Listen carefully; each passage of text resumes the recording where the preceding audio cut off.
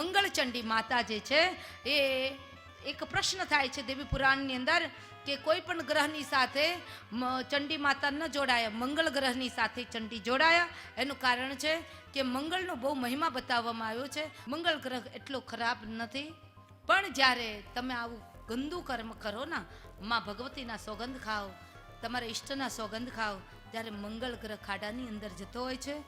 પણ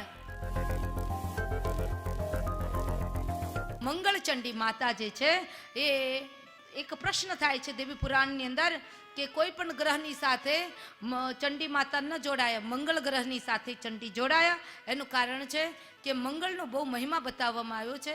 કોઈ પણ મંગળવાળી જો કન્યા હોય એનાથી ઘણા આમાં પેલા ડરી જતા હોય છે કે મંગળવાળી કન્યા સાથે વિવાહ ન કરાય. પણ વાત સાચી છે કે મંગળવાળી કન્યા હોય એનાથી સામેવાળાને તકલીફ થાય, પણ સામેવાળો મુહૂર્તિયો પણ મંગળવાળો હોય તો કશો વાંધો નહીં. એટલા માટે તો કુંડળી મેળાપકનું કામ કરવામાં આવે છે જ્યોતિષવિદો દ્વારા.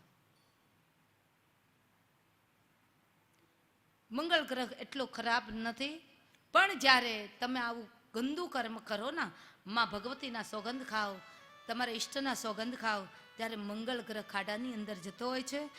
પણ છતાંય જેની કુંડળીમાં મંગળ ગ્રહ નિમ્ન હોય, અંગારક યોગ હોય, એટલે અંગારક યોગ એટલે સૂર્ય મંગળનું સાથે રહેવું, આવો અંગારક યોગ હોય તો જે કોઈ પણ વ્યક્તિ એ દેવી ભાગવતજીની અંદર બતાવેલા મંગળચંડી માતાની ઉપાસના કરે. બીજું, સંતાન પ્રાપ્તિ થતી ન હોય, તમે સાચા છો છતાંય કોર્ટ કચેરીના કાવા દાવામાં કારણ વગરના લપેટાઈ ગયા હોય, તો પણ મંગળચંડી માતાની જે કોઈ ઉપાસના કરે, શૌર્ય માટે મંગળચંડી માતાની ઉપાસના કરે, તો મંગળચંડી માતાની એના પર પૂર્ણ રૂપે એને કૃપા ઉતરે છે અને એમને શૌર્યની પ્રાપ્તિ પણ થાય છે. સાથોસાથ મંગળ દોષ હોય તો એનાથી આ જે મંત્ર બોલવામાં આવે તો મંગળ દોષ શાંત થાય છે. સાથોસાથ જેના ઉપર મંગળ ગ્રહ વધારે બળવત્તર હોય તો ઓર વધારે બળવત્તર કરવા માટે જો મંગળ ગ્રહની ઉપાસના કરવામાં આવે તો માં જગદંબા મંગળચંડી કૃપા કરે છે. જેના ઉપર મંગળની કૃપા થાય ને તો એની અંદર શૌર્ય પણ વધે છે, સાહસિક પણ હોય છે, અને સાથોસાથ એ રૂપિયે ટકે લક્ષ્મીથી બહુ જ સુખી હોય છે આ જગતની અંદર. આવો મહિમા બતાવવામાં આવ્યો.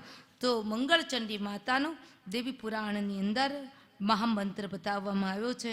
જે આ મંગળચંડી માતાનો મહામંત્ર જપે તો માં જગદંબા મંગળચંડી માતા એનું કલ્યાણ કરે. મંગળચંડી માતા આજ પણ હરિદ્વારની અંદર બિરાજા છે અને મંગળચંડી માતાની કથા બહુ વિસ્તારથી દેવી પુરાણની અંદર બતાવવામાં આવી છે. મંગળચંડી માતાની વય મર્યાદા 16 વર્ષથી નીચેની ઉંમરના છે અને જે ભાગવતજીની અંદર રાજા આવેલા છે એ રાજા એમને પણ મંગળચંડી માતાએ સુંદર મજાના પુત્ર રત્નની પ્રાપ્તિ કરાવડાવી છે. એને કોઈ પુત્ર હતો નહીં અને જે પુત્રનો જન્મ થયો એ જન્મતાની સાથે મૃત પુત્રનો જન્મ થયો. એ પુત્રને જીવતદાન અપાવવામાં મંગળચંડી માતાએ મદદ કરેલી. એટલે સર્વ દેવતાઓએ સાથે મળી મંગળચંડી માતાની ઉપાસ્યા વંદ્યા અને મંગળચંડી માતાની વંદના કરી છે. તો સુંદર મજાનો શ્લોક સુનો પ્યાર. ઓમ રીમ શ્રીમ ક્લીમ સર્વપૂજયેત દેવી મંગલચંડિકે હુમ હુમ ફટ સ્વાહા. ઓમ રીમ શ્રીમ ક્લીમ સર્વપૂજયેત દેવી મંગલચંડિકે હુમ હુમ ફટ સ્વાહા. ઓમ રીમ શ્રીમ ક્લીમ સર્વપૂજયેત દેવી મંગલચંડિકે હુમ હુમ ફટ સ્વાહા.